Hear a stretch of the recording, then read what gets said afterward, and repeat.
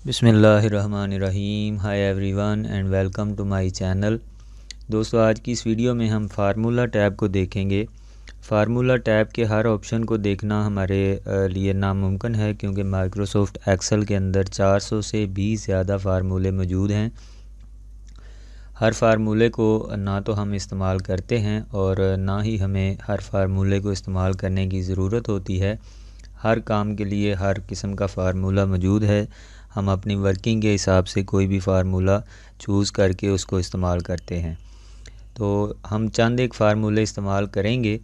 उसके बाद इसके अंदर जो हमारे पास अहम सेक्शन हैं उनको हम देखेंगे। डिफ़ाइन नेम है, फार्मूला एडिटिंग है और कैलकुलेशन है। इनको हम देखेंगे और चंद एक फ़ार्मूले हम इस्तेमाल करेंगे। तो आइए शुरू करते हैं।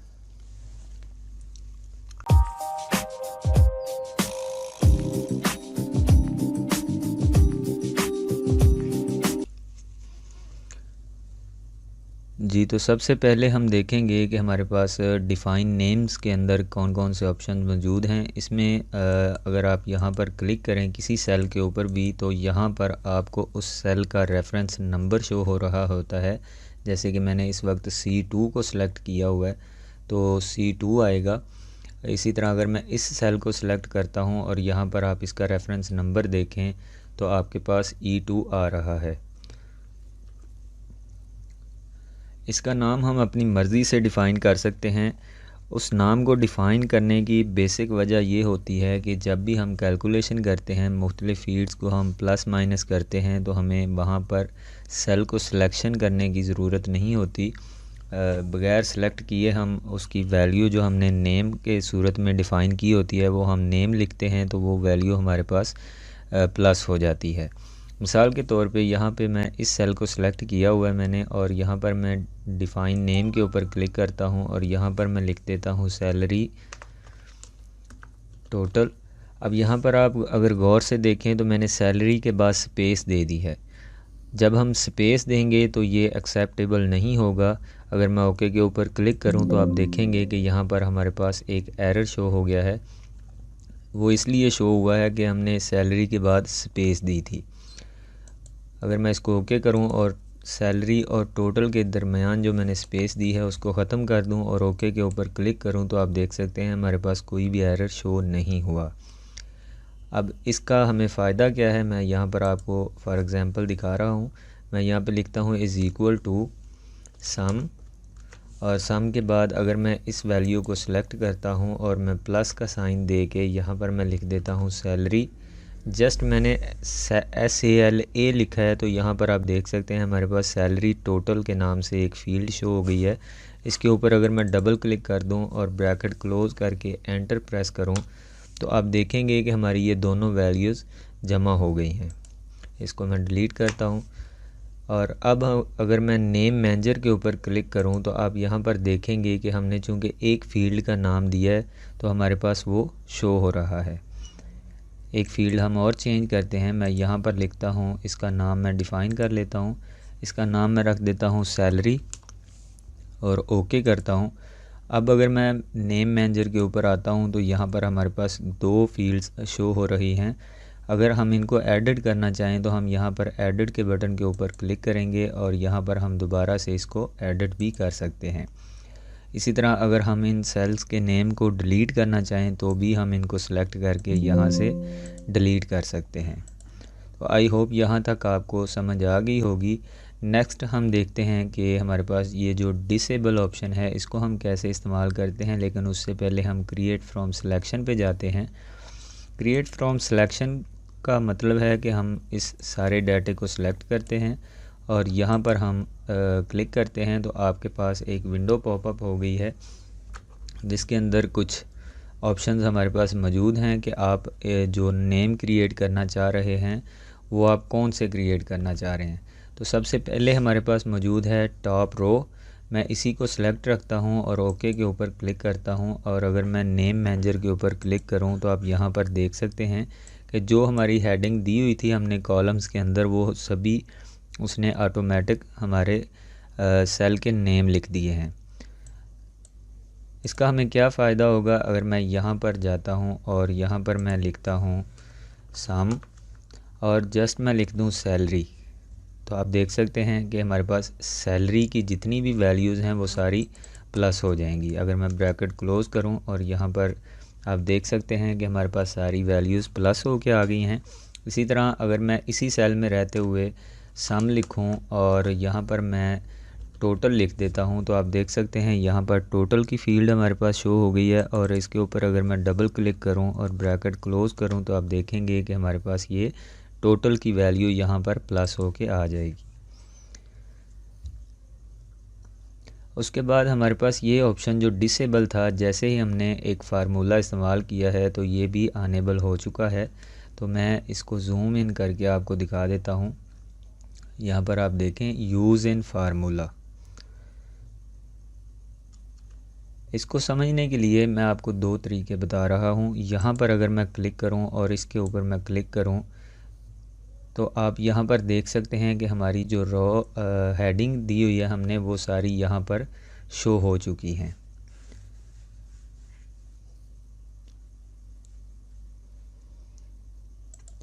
तो इस वैल्यू को हम किसी भी फार्मूला के अंदर अगर इस्तेमाल करना चाहें तो जैसे मैंने यहाँ पर आपको करके भी दिखा दिया है, टोटल के मैंने सम कर दिया है सारा, तो इस ऑप्शन की मदद से आप इसको इस्तेमाल कर सकते हैं।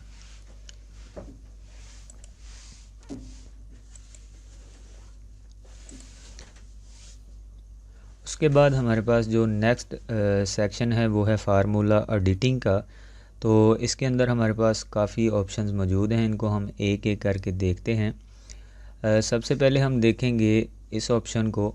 इसके ऊपर इसको देखने के लिए अगर मैं ये टोटल की पहली वैल्यू को सिलेक्ट करूं और यहाँ पर क्लिक करूं तो आप देख सकते हैं कि हमारे पास एक एरो बन गया है जो हमें ये शो कर रहा है कि ये जो 2000 है ये यहाँ से उठाया गया है।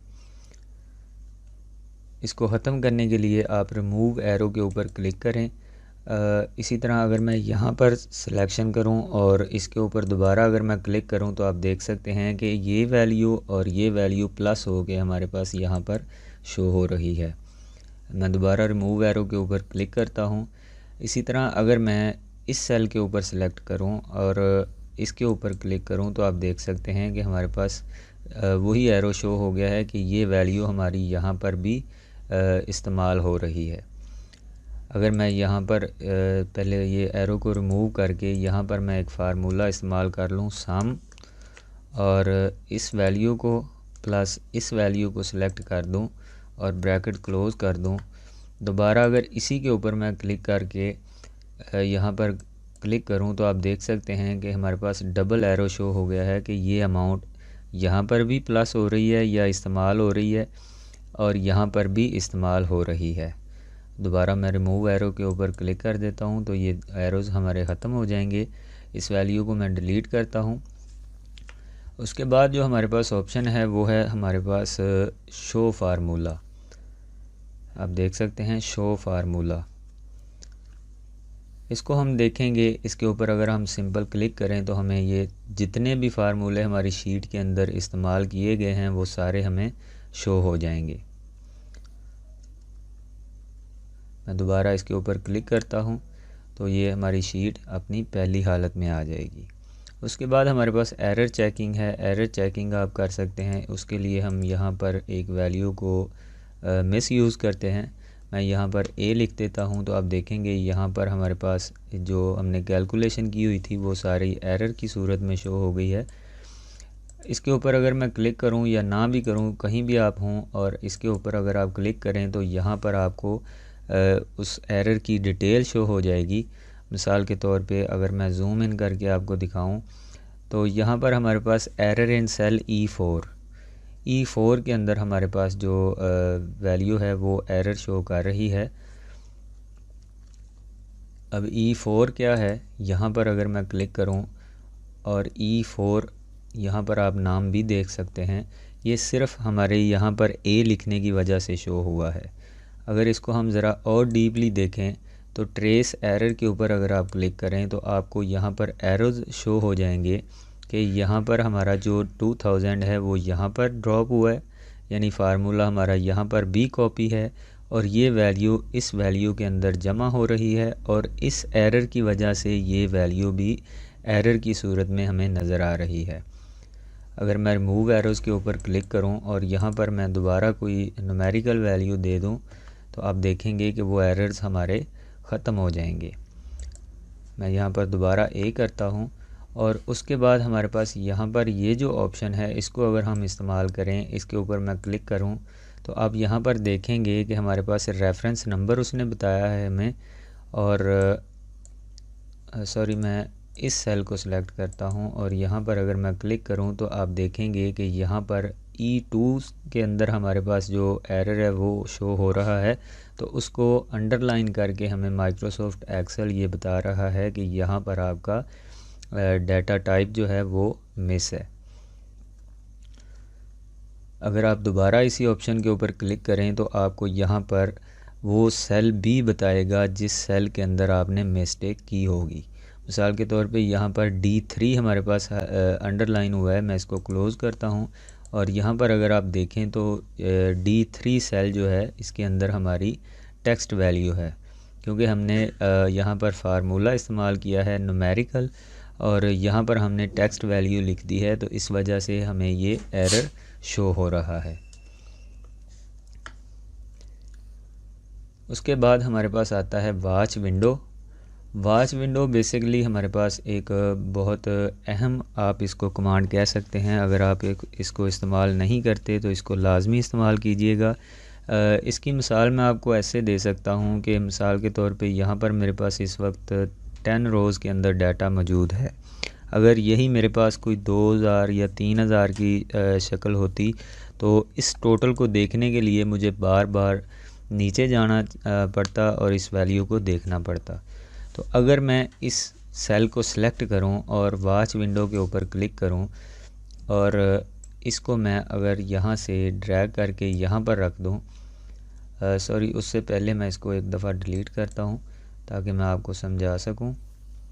मैं वॉच विंडो के ऊपर क्लिक करता हूं और यहाँ पर ऐड वॉच के ऊपर अगर मैं क्लिक करूं तो आप देख सकते हैं कि कोई भी सेल हम इसको रेफरेंस दे सकते हैं। मिसाल के तौर पे मैंने यहाँ पे टोटल किया हुआ है तो इसी सेल का रेफरेंस मैंने यहाँ पर दिया और ऐड कर दिया।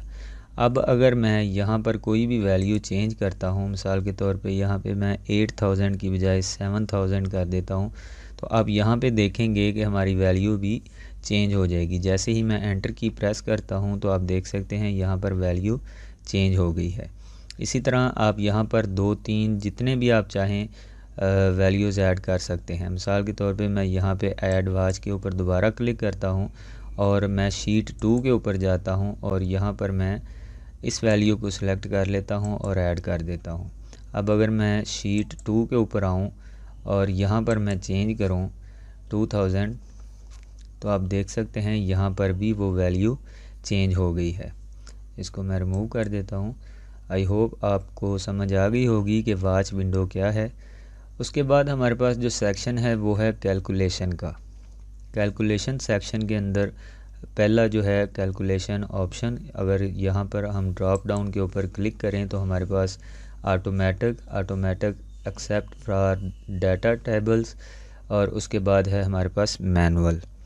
इन तीनों को हम देखते हैं। सबसे पहले ऑटोमेटिक हमारे पास बाय डिफ़ॉल्ट सिलेक्टेड होता है, तो इसको हम देख लेते हैं। मैं यहाँ पर इसको ख़त्म करता हूँ, सॉरी, ख़त्म नहीं करते, हम इसको यहाँ पर देखते हैं। यहाँ पर मैं एक हेडिंग और दे देता हूँ ग्रैंड टोटल के नाम से।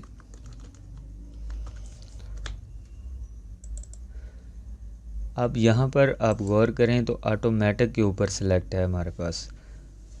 अगर मैं यहाँ पर इज़ इक्वल टू सम और इन दोनों वैल्यूज़ को प्लस करूँ तो आप देख सकते हैं जैसे ही मैं यहाँ पर डबल क्लिक करूँगा तो ये सारी वैल्यूज़ फार्मूला सभी वैल्यूज़ के ऊपर अप्लाई हो गया है। मैं कंट्रोल Z करता हूँ और यहाँ पर अगर ड्रॉप डाउन करें और यहाँ पर हम मैनुअल सेलेक्ट कर लें और अब अगर मैं इसके ऊपर डबल क्लिक करता हूँ तो आप देख सकते हैं कि वो ऑटोमेटिक प्लस नहीं हुआ। इसके लिए हमें कैलकुलेट नाउ के ऊपर क्लिक करना पड़ेगा, फिर हमारी ये फार्मूला सभी रोज़ के अंदर अप्लाई होगा। तो आई होप आज की वीडियो से आपने काफ़ी कुछ सीखा होगा। अगर वीडियो अच्छी लगी तो अपने दोस्तों के साथ शेयर करें, इस चैनल को सब्सक्राइब करें ताकि हर आने वाली नई वीडियो का नोटिफिकेशन आपको मिलता रहे। Thanks for watching. अल्लाह हाफिज़।